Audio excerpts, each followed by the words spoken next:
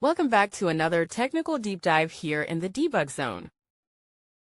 Today we're tackling a big question and breaking it down with us from other users. Hopefully this clears up some misconceptions and helps you get the answer you need. So buckle up, stay a little curious, and let's jump right in.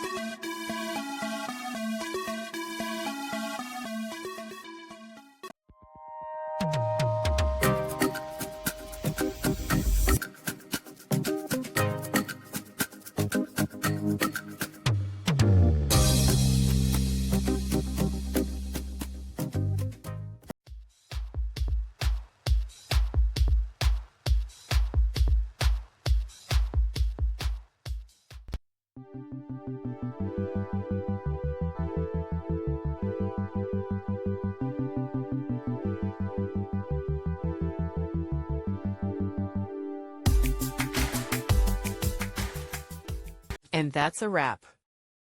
I hope you found the answer you were looking for. If you did, take a second to hit that subscribe button. It really helps out.